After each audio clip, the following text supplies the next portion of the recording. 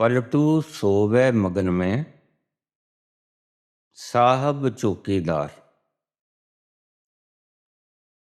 पलटू सोवे मगन में साहेब चौकीदार।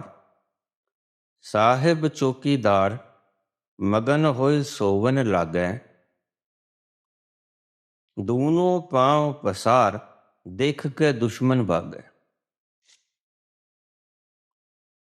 जाके सिर पर राम ताह को बार न को जाके सिर पर राम ताह को बार न बाकै।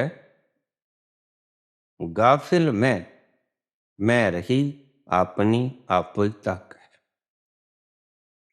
पलटू दास के ये शब्द।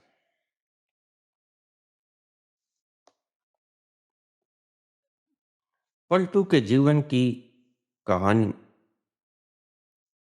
बड़ी अद्भुत है। पलटू एक बनिया थे। मैं हूं पलटू बानिया। खुद का परिचय देते हैं पलटू। रहे हूं अवध के बीच, अवध में रहता हूं।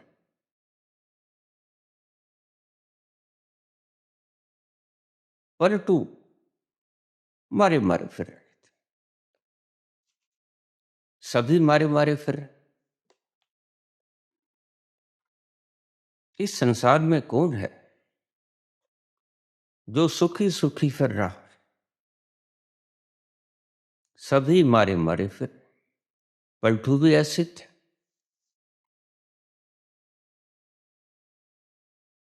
तुम सभी कुछ खोज रहे हो, ढूंढ रहे हो हर पल। क्या है वो पता नहीं, कैसे मिलेगा पता नहीं। ना लक्ष्य का पता है, ना राह का पता है, लेकिन फिर भी कुछ ढूंढ रहे हो। फिर भी कोई मार्ग अपना लिया। मिलता नहीं।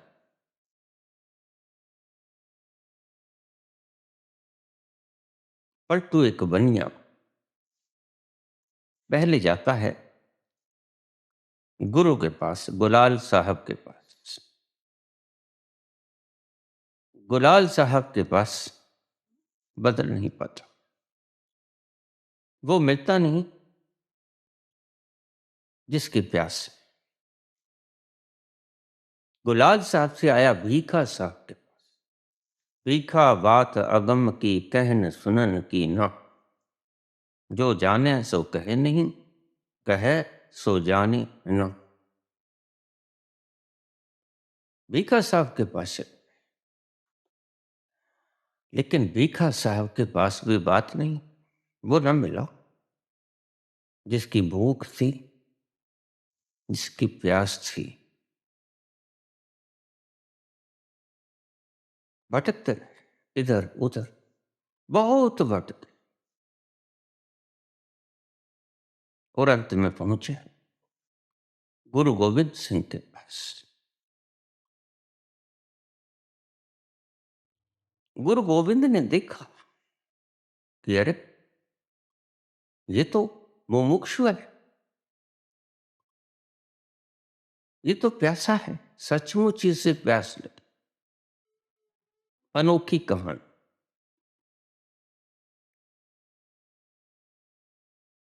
गुरु पहचान जाता है। आप लाख से लो, बाबा शक्तिपात कर दो, बाबा प्यासा हूं, मुमुक्षु हूं,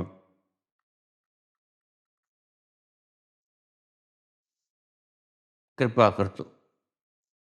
पहले तुम्हें अपने पर कृपा करनी हो। गुरु तो सदैव तैयार बैठा है। लेकिन गुरु तैयार बैठा है, परंतु इतना भी मूर्ख नहीं है कि तुम्हारे गटर से भरे लोटे के भीतर अपना अमृत उंडेलता है। फिर उसका फायदा ना आपको, ना गुरु को। इतने भी कुताही नहीं करता गुरु कि कोई भी, सभी कह देते थोड़ी झलक दिखा दो। एक बार झलक देखेंगे तो पहुंच जाएंगे। फिर तो बड़ा आसान मसला है। मैं भी कहती हूँ, झलक देखना ही, बस पहुंचना। फिर तुम्हें कुछ नहीं करना। फिर विश्वास वगैरह, फिर श्रद्धा वगैरह, फिर कोई कर्म धर्म की बात नहीं कर। कोई कर्म नहीं, कोई धर्म नहीं, बस झलक देखो। इसीलिए इस झलक के ऊपर मेरा इतना जोर है। वही तो बता पाऊंगा ना, जिसके जरिए मुझे पंख लगे।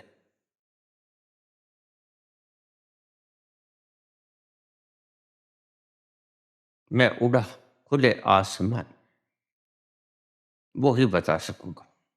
इससे अन्यथा मैं कुछ बता ना सकूंगा। पहुंचे गुरु गोविंद के पास। गुरु गोविंद ने देखा, कहना कहाँ पड़ता है कि शक्तिपात कर दो। गुरु गोविंद ने देखा मोह मुक्षु है, अरे पिपासु है,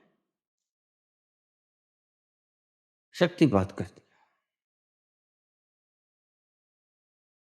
और पलटू पलट गए।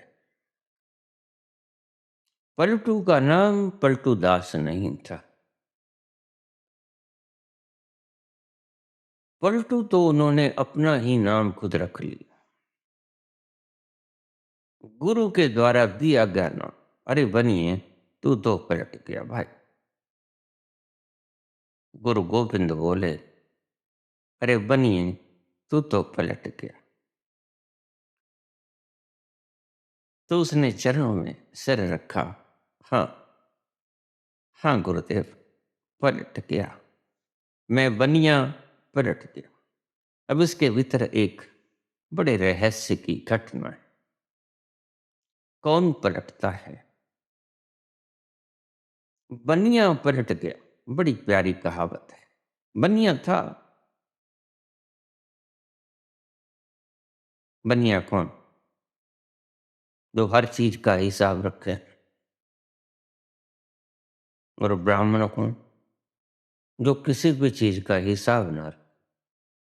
बेपरवाहियां तेरियां तरफ डाडा बेपरवाह। बनिया हर चीज का हिसाब रखेगा, और ब्राह्मण किसी चीज का हिसाब नहीं रखे।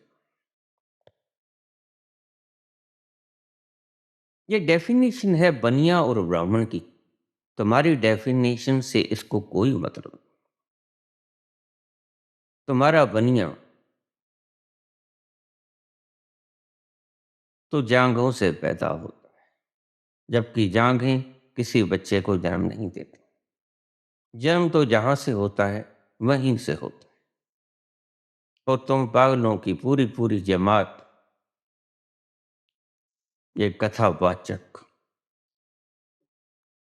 सारे दिन झूठ, जो देखा नहीं जो जाना नहीं उसके बारे में प्रसारित करते हैं।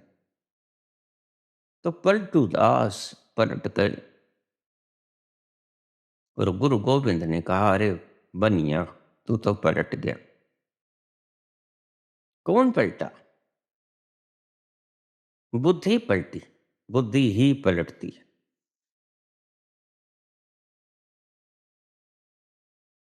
कैसे पलटती है? बुद्धि का काम है हिसाब किताब, गणना करना, संख्याओं को जोड़ घटाव करना, डिवाइडेशन करना, मल्टीप्लिकेशन करना। ये बुद्धि का काम। बुद्धि जब पलट जाए और बुद्धि पलट के हृदय में आए, हृदय हिसाब नहीं करता। हृदय कोई कैलकुलेशन नहीं करता।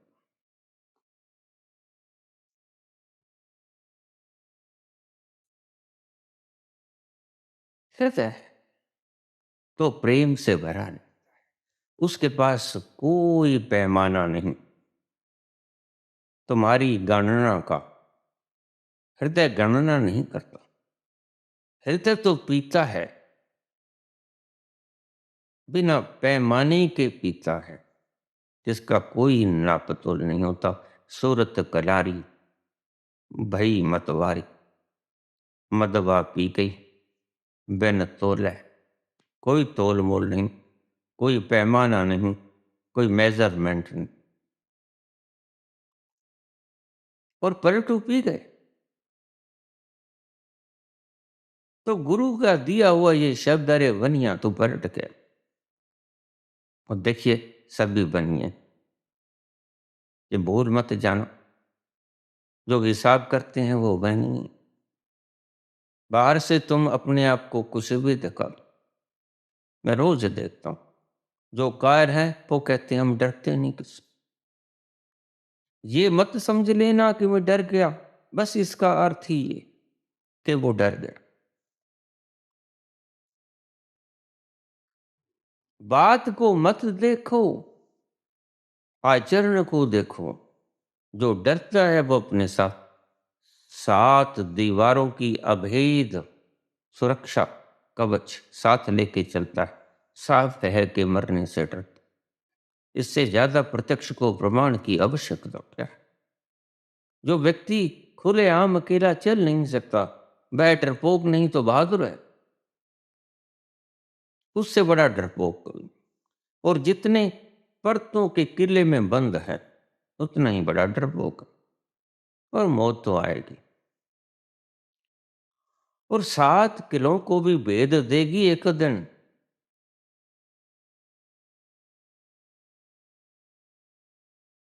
तो पलटू पलट गए। गुरु गोविंद ने कहा, बनिया तू पलट गया। सारी दुनिया हिसाब किताब में व्यस्त है। राजनीति हिसाब किताब का सड़ा हुआ तंत्र है। इसलिए मैं कहता हूं, जो सड़ जाता है वो राजनीति में जाता है। हमारे एक शब्द है, पिता जिसने जन्म दिया पाला पोसा। दादा, दादा पिता का पिता, उसने आपको पिता, आपके पिता को पाला पोसा। दादा के बाद परदादा, वो उसका भी पिता। तो हम जब बड़ा आदमी मर जाता है तो उसकी होली खेलते हैं, खुशी मनाते हैं। ढोलक गुलाल खेलता है। और एक होता है सड़दाता। पड़दाता का मतलब जो पढ़ के मर गया, चार पाई पे पढ़ के मर गया, वो पड़दाता। और दादा जो ठीक ठाक मर गया, वो दादा। दादागिरी नहीं कहती हम, जो दादागिरी करता है वो दादा। हाथ में चटिया रहती है हर वक्त, खुंडी, वो दादागिरी करता है।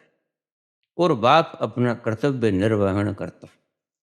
बाप के भीतर वो जो वात्सल्य से भरा हुआ है, और दादा के भीतर दादागिरी, और पड़दादा के भीतर जो दादागिरी भी नहीं कर सकता, पड़ गया चार पे। और जो सड़ दादा, जो पड़ भी गया और सड़ भी गया। तो आपकी खोपड़ी सड़े हुए तंत्र को साथ लेकर सदा चलती। तुम सड़ दादा, सड़ जाओगे, मरोगे नहीं, सड़ सड़ के मरोगे। इसलिए हमारे सनातन ने अद्भुत शब्द खोजे, उसके अर्थ आपको मालूम न हो, लेकिन शब्द बिल्कुल ठीक।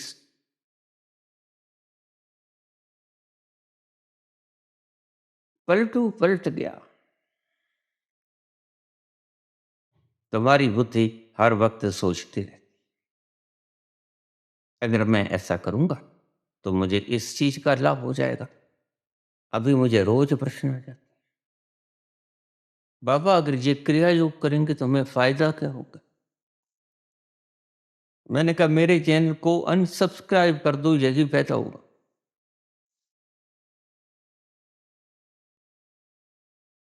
यहां फायदे के लिए आना ही मत। ओ, बहुत चैनल है, वहां चले जाओ। यहाँ फायदा वगैरह होने को नहीं है कुछ। लुट ना हो, बहक ना हो, साँझ ढले, महफ़िल सजानी हो। साँझ ढले, पैमाने छलकाने हों, तो इस महफ़िल में आ जाना, वरन यहाँ से रुखसत अभी हो जाओ। फ़ायदा वगैरह कुछ नहीं होता भाई। उन लोगों के पास जाओ जो आपको फ़ायदा गिना रहे हैं। यहाँ फ़ायदा-वायदा कुछ नहीं होने को है। यहाँ तो लुट जाओगे। जो हो वो लुट जाओगे। तेरी महफ़िल में किस्मत आज़मा कर हम भी देखेंगे।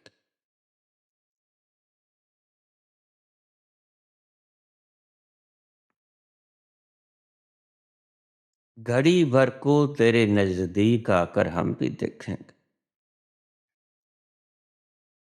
तेरी महफ़िल में किस्मत आज़मा कर हम भी देखेंगे। घड़ी भर को तेरे नज़दीक आकर हम भी देखेंगे। बहारें आज पैगामे मोहब्बत लेके आईं। बड़ी मुद्दत से उम्मीदों की कलियां मुस्कुराईं। गमे दिल से जरा दामन बचाकर हम भी देखेंगे।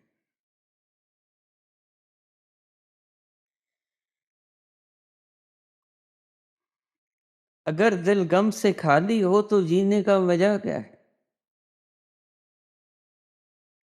अगर दिल गम से खाली हो तो जीने का मजा क्या है। ना हो खूने जिगर तो अश्क पीने का मजा क्या है। मोहब्बत में जरा आंसू बहाकर हम भी देखेंगे। ये अश्क बड़े कीमती होते हैं जो उसकी मोहब्बत में गिरा करते।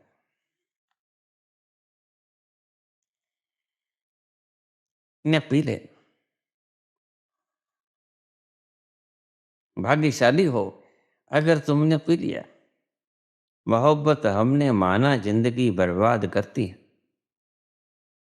मोहब्बत करने वालों का है बस इतना ही अफसाना। मोहब्बत करने वालों का है बस इतना ही अफसाना। यही फायदा है मोहब्बत का। तड़पना, तड़पना चुप के आह भरना, घुट के मर जाना। तड़पना चुप के आह भरना, घुट के मर जाना। किसी दिन ये तमाशा मुस्कुराकर हम भी देखें। रो के मत देखना ये। किसी दिन मुस्कुराकर ये तमाशा हम भी देखें। तेरी महफिल में किस्मत आजमा कर हम भी देखेंगे। मोहब्बत हमने माना जिंदगी बर्बाद करती है। बिल्कुल बिला शक। तुम्हारे काउंट फाउंट सब खत्म, मैनेजमेंट सब खत्म। मोहब्बत हमने माना जिंदगी बर्बाद करती है। ये क्या कम है कि मर जाने पे दुनिया याद करती। इसे फायदा समझ लो। यही फायदा है बस। आज पलटू को दुनिया याद करती। किसी के इश्क में दुनिया लुटा कर हम भी देखें। तेरी महफिल में किस्मत आजमा कर हम भी देखेंगे।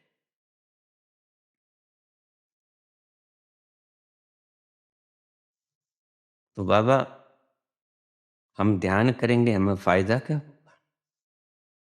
कुछ फायदा नहीं होगा। किसी के इश्क में जिंदगी लुटाकर हम भी देखेंगे। या जिंदगी लुटाने की साहस हो तो आ जाना। यह पियक्कड़ों की महफिल यहाँ लुटने लुटाने की बात करो, यहाँ नफे नुकसान की बात मत करो।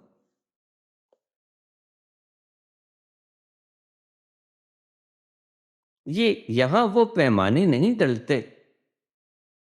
यहाँ बुद्धि के वो पैमाने डलते नहीं, यहाँ दिल के जाम पिलाए जाते हैं। ये वो नगमा है जो हर साज पे गाया नहीं जाता। सो फायदा नुकसान की बात तो मत पूछो, फायदा वगैरह तो कुछ होने को नहीं। पहले तो नुकसान की बात, और नुकसान ये, किसी के इश्क में दुनिया लुटाकर हम भी देखेंगे, ये कम फायदा है। ये फायदा कम है, सबसे अभूतपूर्व फायदा। बाबा को 30 रुपए दिए, कोई अच्छा सा सौदा करके आना जिसमें लाभ ही लाभ हो। और बाबा ने भूखे संतों को 7 दिन से भूखे साधुओं को पेट भर खाना खिला दिया और घर आए। और इससे ज्यादा फायदे वाला सौदा कौन सा हो सकता है बोला? भूखे को खाना खिला दिया, इससे फायदा। मेरे हृदय को तो बड़ा सुकून मिला। और हृदय को सुकून मिल जाए, ये फायदा नहीं है क्या? इसी को तो आप ढूंढ रहे हैं, इसी की चाहत में दर बदर भटक रहे हो।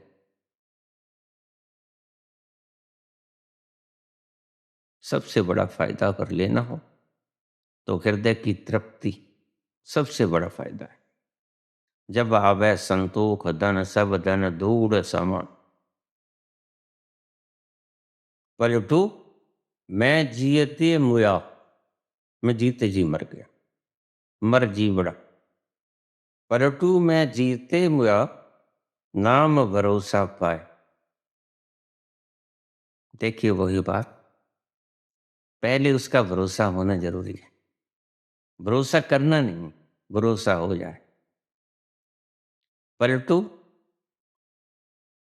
मैं जियते हुआ, नाम भरोसा पाए। मैं जीते जी मर गया, उसके नाम का भरोसा जैसे ही हुआ, मैं जीते जी मर गया। मर भी जाओ, यही लाभ है कि तुम विदा हो जाओ, कृपा करो, तुम ही गड़बड़ो।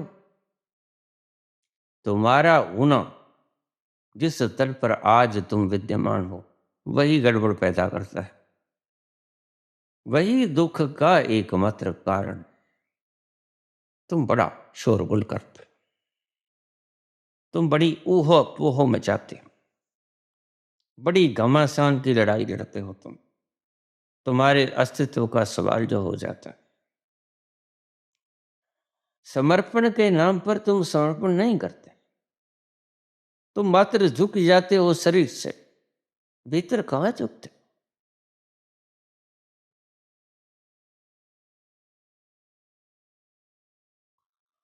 पलटू में जीते मुआ, राम भरोसा पाए। कर्म धर्म सब छांड के, सब कर्म छोड़ दिए, पुण्य पाप सब कर्म छोड़ दिए। कर्म छोड़ा और धर्म छोड़ा। देखिए बड़े मजे की बात है, पलटू बात बड़ी उल्टी कर। कर्म धर्म सब छांट के, धर्म भी छांट दिया, पुण्य पाप भी छोड़ दिया, कोई कर्म भी नहीं, कोई अच्छा भी नहीं, कोई बुरा भी नहीं, कोई शुभ भी नहीं, कोई अशुभ भी नहीं, कोई धर्म भी नहीं, कोई संप्रदाय भी, कोई झंडा डंडा नहीं उठाना है हमने, कोई नारेबाजा नहीं करना है हमने, कोई बहसबाजी नहीं करनी है हमने। क्यों? क्योंकि हमने उसका भरोसा पा लिया, भरोसा हो गया उसमें। पलटू मैं जिए तो मरा, मैं जीते जी मर गया। नाम भरोसा पाए, जैसे ही उसके नाम का भरोसा हुआ, जैसे ही उसके अस्तित्व को मैंने देखा नग्न आंखों से, भरोसा हो ही जाता है। कर्म धर्म सब छांड के पड़े शरण में आए, पड़े शरण में आए, कर्म धर्म सब छांड के।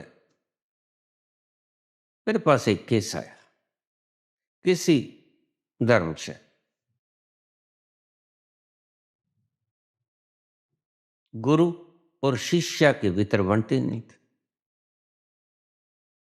अब शिष्य ये कहती कि मुझे इशारे पे मत नचाओ, और गुरु के भीतर अकड़ ही इस चीज की है कि कोई मेरे इशारों पे नचे। फिर झगड़ा होना स्वाभाविक है। तो बात मेरे तक आए तो मुझसे साधिका बोली, छोटी शिष्या, कि मैंने 12 वर्ष पहले समर्पण किया और इतने वर्ष हो गए मुझे कष्ट भोगते। मैंने कहा बस यही गलती कर ली। समर्पण पहली बात तो किया नहीं जाता, होता है। और फिर जब समर्पण हो जाए तो ये जो तुम कहते हो कि 12 वर्ष हो गए मुझे झगड़ा करते, नरक भोगते, जैसे ही समर्पण हुआ स्वर्ग उतर जाता है, नरक विदा हो जाता है। तो बिटिया समर्पण हुआ नहीं, किया, ये बिल्कुल ठीक है। हुआ नहीं, पड़े शरण में आए, बस गिर पड़ते हो शरण में। जैसे ही नाम का भरोसा हो जाता है,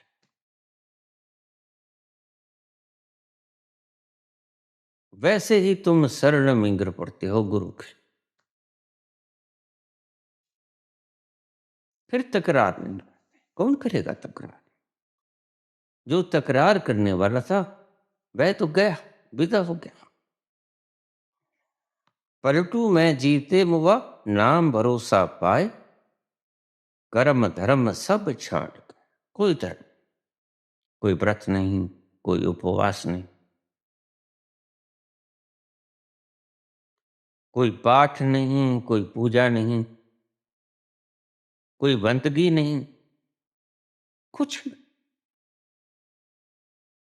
कोई ब्रह्म मुहूर्त में जागना नहीं, कोई माला फेरनी नहीं, कोई कर्म नहीं करना। तुम तो कहते हो धार्मिक कर्म तो हमें करना ही पड़ेगा। धार्मिक कर्म ही तो नहीं करना पड़ता। कर्म तो कर्म है, और धार्मिक हो चाहे संसारिक हो, बस फर्क इतना पड़ता है कि सांसारिक कर्म जो तुम करते हो तो उसमें तुम्हें अहंकार नहीं है। तुम्हारा फर्ज है, दायित्व है, कर्तव्य है, बाल बच्चों को पालना है, भरण पोषण करना है। संसारिक कर्म को करते वक्त तुम्हारे भीतर अहंकार मजबूत नहीं होता। और बड़े मजे की बात है, धार्मिक कार्य करते हुए, धार्मिक कर्म करते हुए तुम्हारा अहंकार अकड़ जाता है। तुम्हें पता है मैंने आज 11 माला फेरे, पता है नमोकार मंत्र की मैंने 11 माला फेर, आज मैं 21 बार 5 नाम ली, आज मैं ओंकार का जप 2 घंटे किया। एक गल फाड़ा या जप किया? गला फाड़ा। क्योंकि जिसने तुम्हें बताया कि ओंकार की ध्वनि निकालो, वह खुद ही मूढ़ है। उसे पता ही नहीं कि एक ओंकार की ध्वनि तुम्हारे प्राण बसत है। एक शब्द मेरे प्राण बसत है, वो शब्द है ओंकार। उसके पास जाना है, सुनना है, उसके पास पहुंचना है, जपना नहीं। ये अहंकार को बढ़ाने का षड्यंत्र है। इसलिए तो तुम पहुंच नहीं पाते। दुखी दुखी से, मरे मरे से, गले गले से, सड़े सड़े से संसार में लटके लटके चेहरे।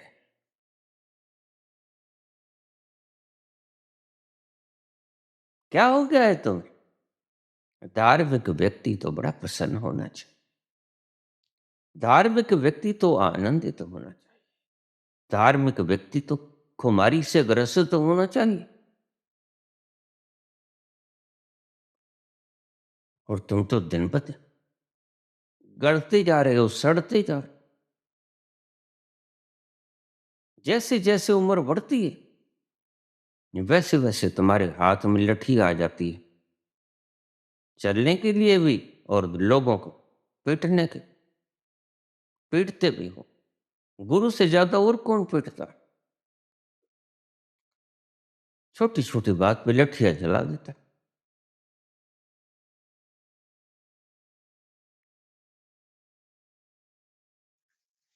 परंतु मैं जीवता मैं नाम भरोसा पाए, कर्म धर्म सब छांट के पड़े शरण में आए। सब कर्म छोड़ दिए, सब धर्म छोड़ दिए मैंने, कर्म धर्म सब छांट के पड़ा शरण में आए। शरण में गिर पड़ोगे, शरण में गिरना पड़ेगा नहीं।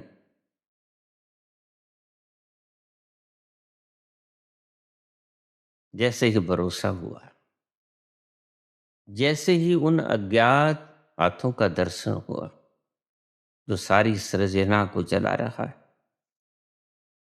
आभास मात्र दूर से, वैसे ही तुम्हारा अहंकार गिरेगा। फिर तुम तो चाहे स्ट्रेट खड़े रहना, कोई बात नहीं। लेकिन एक चीज जो आज तक गिरी नहीं थी वो गिर जाएगी समर्पण में। और वो है तुम्हारा इल्यूजन, तुम्हारा भ्रम, तुम्हारी अकड़, तुम्हारी पकड़, तुम्हारा अहंकार, तुम्हारी ईगो। ये गिरती है, शरीर न गिरे गिरे, कोई फर्क नहीं। अहंकार का गिरना लाजमी है। यही है, जब गिरेगा तो तुम आनंद की खुमारी में डूबोगे। पलटू बनिया है, जब तक हिसाब किताब की दुनिया में खोए हो। तुम तो मुझे सुनते हो तो भी हिसाब किताब ही लगाते रहते। गिनते रहते। अरे 20 मिनट हो गए बाबा, वीडियो छोटी सी कम बना दिया करो। अरे भाई, कौन कहता है पूरी सुन? जितनी बाती है सुन लो, बाकी फिर सुन लेना। नहीं भी सुनना हो तो चलेगा। किसने फांस लगाई कि पूरी ही सुनो, मत सुनो तो भी चलेगा? अरे भाई, जितना तुम्हारा मन मानता है उतनी सुन। रोज मुझे कमेंट, विपरीत कमेंट आते, विपरीत। कोई कहता है बाबा 4 घंटे की वीडियो बनाओ तो मजा आए। कोई कहता है बाबा थोड़ा संक्षेप में सार शब्द में समझा दिया करो। मैंने कहा भाई, ये सार शब्द मेरे पास तो है नहीं। ये तो जिसके पास कृपा हुई है भगवान की उसके पास ही होगा। मेरे पास तो ये सार असार शब्द कुछ नहीं। ये उनसे पूछो जिन्हें सार शब्द परमात्मा ने सबसे पहले दिया। मुझे तो सार शब्द का कोई मालूम नहीं। मैं तो सार असार में भेद ही नहीं करता। मैंने तो खोपड़ी ही उसके पास चरणों में रख दी। पर अब सार और असार को समझेगा कौन? सार और असार भी तुम्हारी बुद्धि ही पकड़ती। तो इस बुद्धि को ये ठिकाने लगा दो, इस बुद्धि को ही उसके चरणों में रख दो। सर्वधर्मान परित्यज्य मामेकम शरणम व्रज। मेरे शरण में आ जा हे अर्जुन, सभी धर्मों का परित्याग करके। ये सार शब्द की बात मत पूछो। जिसने सार की बात पूछी, इसका मतलब असार भी कुछ है, लेकिन वो भूल जाता है। जब व्यक्ति अपने अं, अंतरिम तलों पे पहुंचता है, तो सार तो खोता ही है, असार तो खोता ही है, सार भी हो जाता है। कैसा सार? एक ही है, न सार है न असार है, और कहो कि सार भी है और असार भी। कुछ भी कहो, क्यों पकड़े बैठो सार शब्द को? शब्द में कुछ भी नहीं, न सार न असार। बस जिसे तुम तराश रहे हो, जो ओंकार का नाद तुम गले से निकाल रहे हो, ये कोई जगह है? ये सनातन की तरह, जैसे तुम कहते हो कि क्षत्रिय भुजाओं से जन्मे, भला भुजाओं से कभी किसी बच्चे का जन्म हुआ? ब्राह्मण मुख से जन्मे, हाँ तो हो गई। इतनी नॉन साइंटिफिक बात हम इतने हजारों सालों से मान रहे हैं।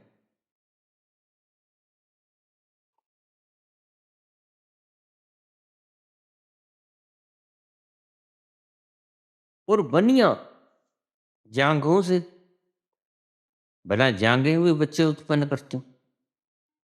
और शूद्र पांव से जन्म, कभी पांव से बच्चा जन्म देखा है कभी किसी ने? कभी किसी ने जीवन में ऐसा देखा है कि किसी के पांव बच्चा पैदा कर रहे हैं? बच्चा तो जहां से पैदा होता है वहीं से पैदा होता है।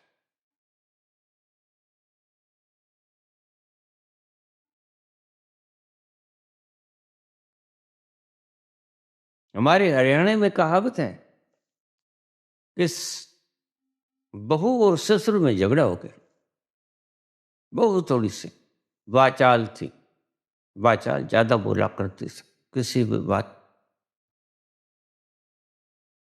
तो गुस्सा खा गई। बोली, ससुर जी बात सुन, तुम्हारे सिर के ऊपर मुंह दूंगी, तुम्हारे सिर के ऊपर पेशाब करूंगी। तो ससुर कहने लगा, बेटी मुतेगी तो जहां मुतेगी, अपनी जुबान जरूर खराब कर ली तूने। हरियाणवी लोगों को आपको पता ही, वो तो भगवान की प्रार्थना भी करते हैं तो ऐसा लगता है जैसे गाली निकालते हैं। अरे भगवान रे तेरी माया का, कोनी रे पाट्या रे बेरा रे, अरे राजा ने कंगाल बना दे, निर्धन ने धंधेरा रे, अरे भगवान रे तेरी माया का। है ना? आती है ना झलक, थोड़ी थोड़ी झलक आती, एक गाली निकालेगा। कभी बच्चा देखा पाँव से? फिर कितने ऊर्जा में जी रहे हैं हम। ये मनु जी महाराज ने कमाल कर, सब शरारत उसके। ये जितना पाखंड खिलारा, और फिर उसके भगत तो हम बिल्कुल ही कमाल करते।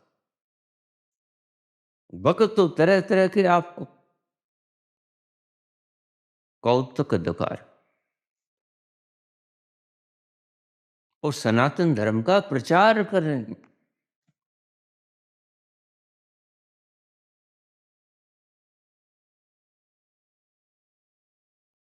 और ऐसे धर्म को तुम धर्म कहते हो? सारे विश्व में फैलाएंगे ऐसा धर्म, तो विश्व में फैलाओगे कि विश्व को मारोगे? ऐसे जहरीले मार्गदर्शन, ऐसे जहरीले तत्व तुम सारी दुनिया में बिखेरोगे, सारी दुनिया को विकृत करोगे। ये सनातन है। और मुझे कहते हैं, आप सनातन के विरोध में क्यों बोलते? जिनके विरोध में मैं बोलता हूं, उनके विरोध में भी बोलने योग्य कहाँ है वो?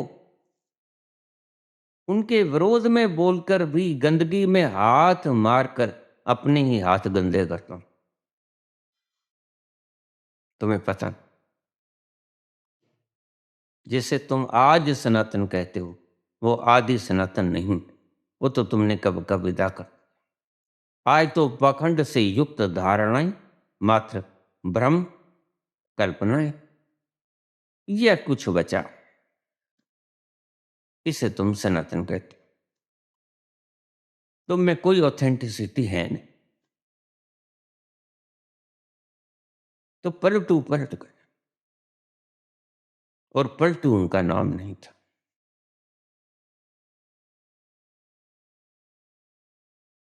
और पलटू एक बड़ी सुंदर बात कहते, पलटू उनका नाम बड़ा प्यारा है।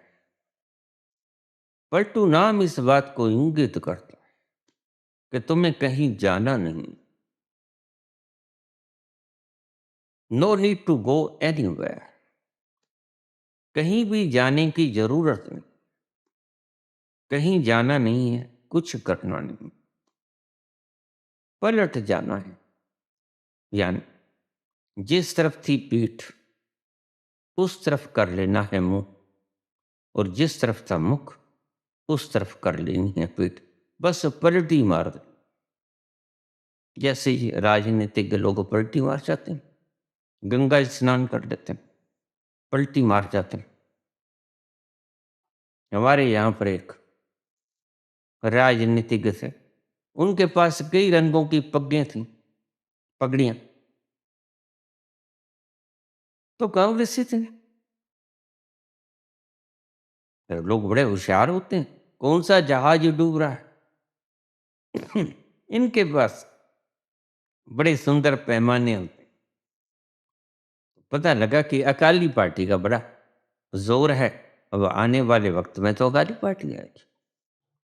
रात को सोए, घर गए, सफेद पगड़ी हमने देखी, हमारे पड़ोस में करीब ही रहते थे, सफेद पगड़ी बांधा। वो सुबह जब घर से नहा धो के उतरे तो नीली पगड़ी बांध रख। तो हमने पूछा क्या हुआ। भाई मैं तो काली हो गयो।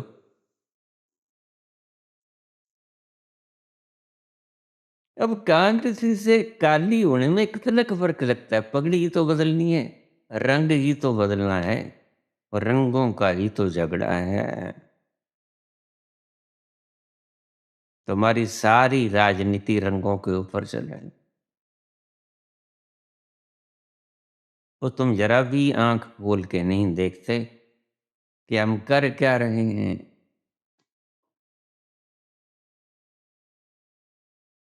कहाँ जा रहा है तू है जाने वाले, कहाँ जा रहा है तू है जाने वाले, अंधेरा है मन का दिया तो जला ले, कहाँ जा रहा है तू है जाने वाले, अंधेरा है मन का दिया तो जला ले, कहाँ जा रहा है कुछ पता नहीं। अंधेरी रातें हैं, कालिमा से ग्रस्त, आज तो चांद भी नहीं निकला है। अमावस्या की घनी रात, दिखता नहीं है, लेकिन हम चले जा रहे, पता नहीं कहाँ जा रहे।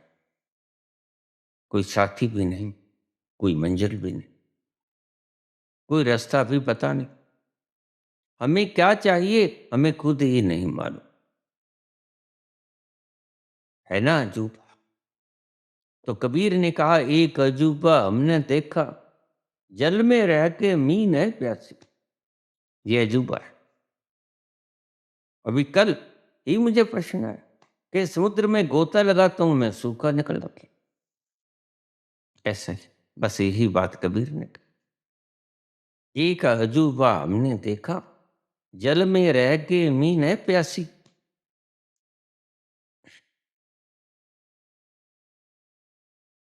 तो पलटू पलट गए। पलटू कहते हैं कोई कुछ नहीं करना है, कर्म धर्म सब छोड़, कर्म धर्म सब छोड़ के पड़े शरण में आए। जैसे ही उसके नाम का भरोसा हो गया, उसकी एक झलक देख ली, तो ये कर्म, ये धर्म, ये कमेंडमेंट्स, ऐसा करो, ऐसा न करो, ऐसा करो, ऐसा न करो, सब भूल जाओ। ये ऐसा पैमाना है जो आपकी होश को छीन लेता है, जो आपको मत होश दे। ये ऐसा पैमाना है, ऐसा इल्जाम है जो आपका होश खींच लेता है। पड़े शरण में आए, शरण में पड़ जाते हो, गिर जाते हो, उसे ही समर्पण कर। मामेकम शरणम व्रज, मुझे एक की शरण में आ जा। सर्वधर्मान प्रत्यज, लेकिन तुम हजार बार रिपीट करते हो। रिपीटिशन के कारण तुम पागल हो जाते हो। तुम्हें पता ही नहीं कि इस रिपीटिशन ने तुम्हें कितना नुकसान। आज तुम जो हो, मात्र एक रिपीटिशन के कारण। मनोवैज्ञानिक कहते हैं कि जिस बात को तुम हृदय के अंतरतम से स्वीकार कर लेते हो, वह मूर्त रूप ले लेता है।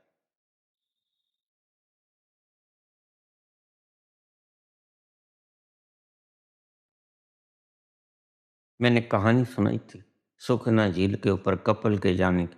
वापस आए तो किरली छिपकली उबली पड़ी थी, चाय पी के गए थे, कुछ नहीं हुआ 3 घंटे तक।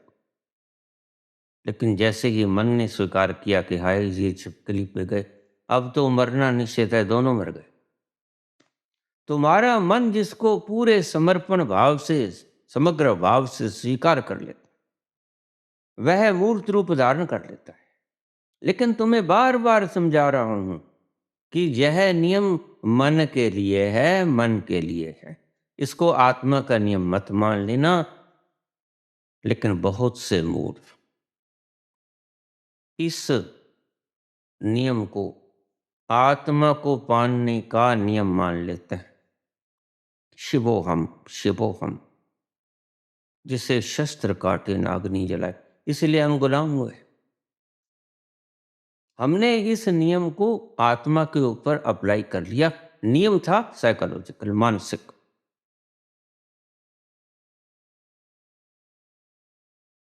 मनस और शरीर, ये दोनों एक ही धागे के दो छोर। मन शरीर का सूक्ष्म रूप और शरीर मन का स्थूल रूप, दो धागे के दो छोर। लगते हैं दो, दो हैं न, एक है। और जिस चीज को आप हृदय से स्वीकार कर लेते हो बहुत अंतरतम से, बस उससे तुम मुक्त नहीं हो पाते जल्दी जल्दी। ये बड़ी खतरनाक पकड़ है। इसलिए मैं कहता हूं किसी को भी सुनना, किसी को भी सुनो, वो गीता हो, कुरान हो, पुराण हो, बाइबल हो, ग्रंथ हो, किसी को भी सुनो, लेकिन ध्यान से।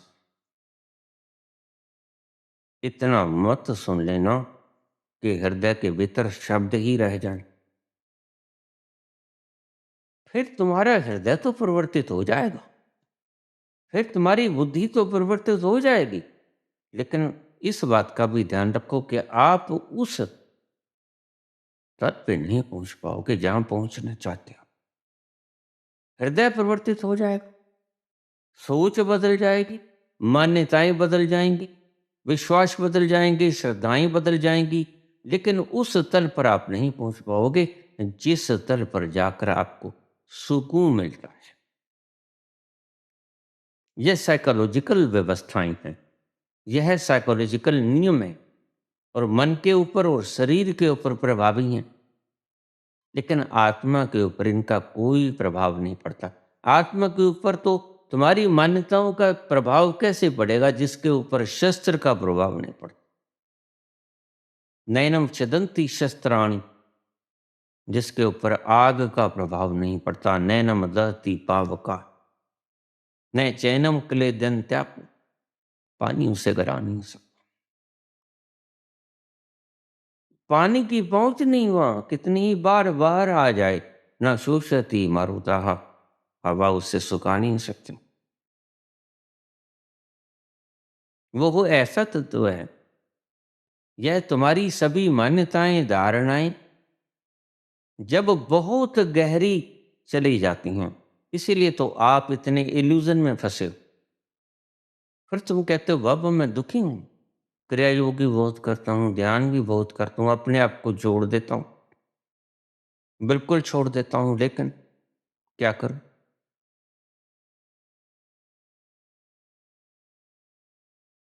अनंत अनंत जन्मों की ये संस्कार जो तुमने माना। क्या माना? मैं शरीर हूं,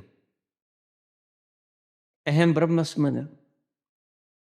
ये भी मान सकते हो, लेकिन अभी तो तुमने माना कि मैं शरीर हूं, क्योंकि शरीर को तुम जानते हो, ब्रह्म को तो तुम जानते हो।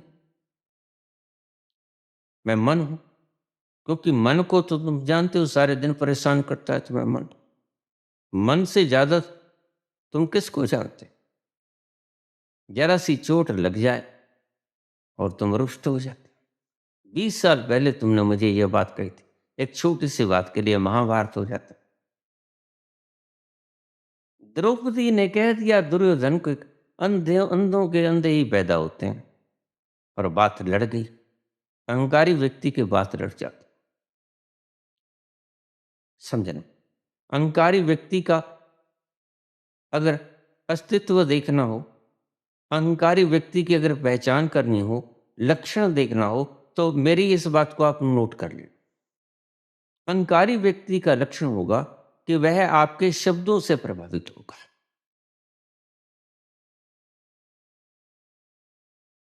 अगर तुमने कोई ऐसी बात कह दी, वह आपके शब्दों से टूटेगा, क्योंकि वो ही शब्द है। वह अभी दिमाग में उलझा हुआ है, वह अभी गणना कर रहा है। फिर गणना चाहे पैसे की करो, इतने के मालिक हो गए, चाहे वोटों की करो, चाहे जमीन जायदाद की करो, चाहे दोस्तों की करो, गणना चाहे किसी भी चीज की करो, तुम बनिए ही हो। और पलटू कहता है मैं बनिया।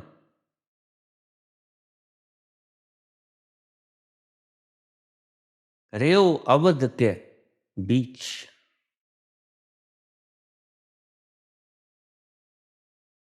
अब बनिए से पलटना है, हृदयस्थ होना है, और हृदय से आगे चलना है, आत्मस्थ होना है। अब ये दो पड़ाव हैं, बुद्धि से हृदय की ओर, हृदय से अस्तित्व की ओर। पहले तो इस गणना को बंद कर लो,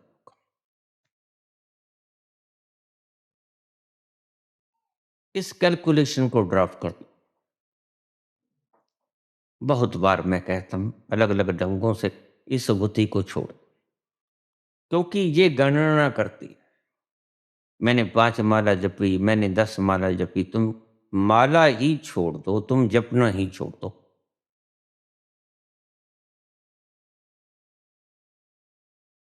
काहे जपते हो, किसको जपते हो? उसका उधार चुकाने के लिए। उसने जो दात दी है उसकी कीमत है। यह श्वास, यह ऑक्सीजन जो तुम ले रहे हो, इसकी भला कीमत क्या है बताओ? है, लेकिन तुमने इसकी कीमत तय कर ली है। इसकी कीमत है कोई नहीं।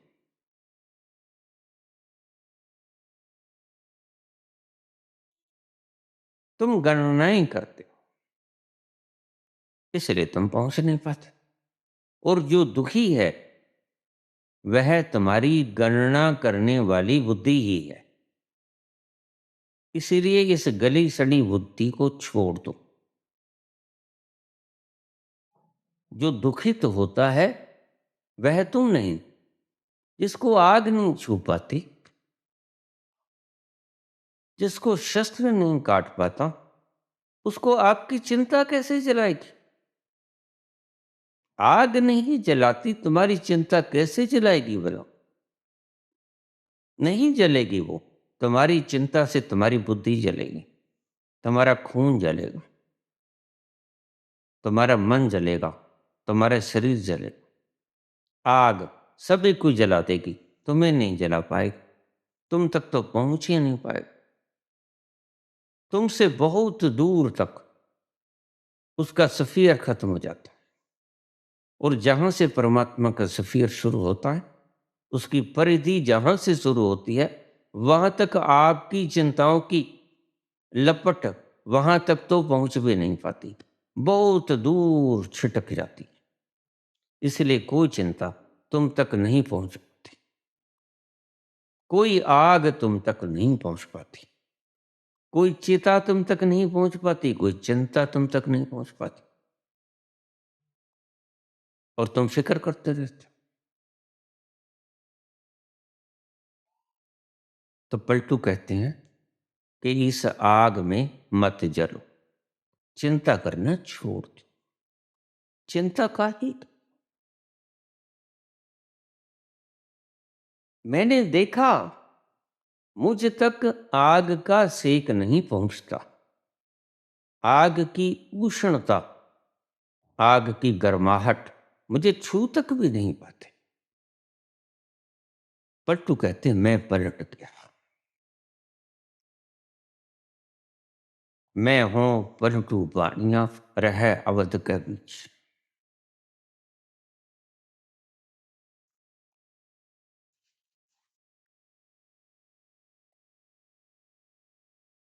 पलट जाओ। सीधा सा सूत्र, कहीं जाना नहीं, कुछ करना नहीं। जिस तरफ मुख है, उस तरफ पीठ कर लो। जिस तरफ पीठ है, उस तरफ मुख कर लो। सीधा सा सूत्र, रब दा की पाना।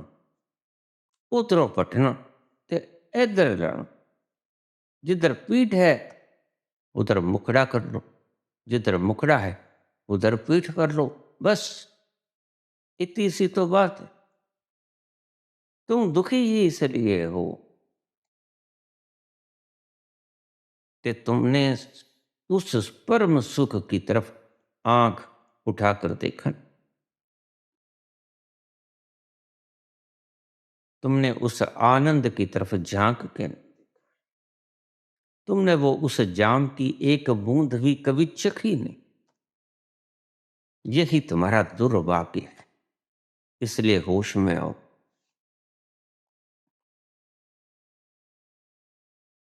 ज्यादा बीती, थोड़ी रही, अब जाग जाओ। बहुत बीत चुकी। इससे पहले भी बहुत जन्म बीत चुके हैं। बहुत जन्म बिछड़े मेरे माथों। ये जन्म तुम्हारे लिए। अब जितनी भी बची खुची है, जब भी जाग जाओ भला है, वही लगा दो। और लगाना भी क्या है? बदलाहट होते कोई वक्त नहीं लगता। ये समझ लेना बात।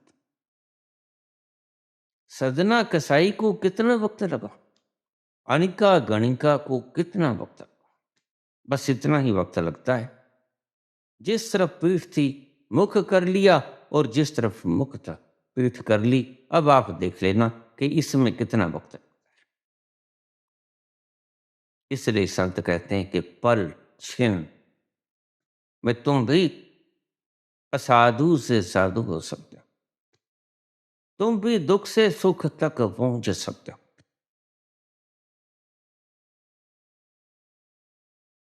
दुखद स्वप्न देख रहे हो, बस आंख ही तो खोल ली, दुखद स्वप्न समाप्त हो जाएगा। आंखें खोल, जाग जाओ। धन्यवाद।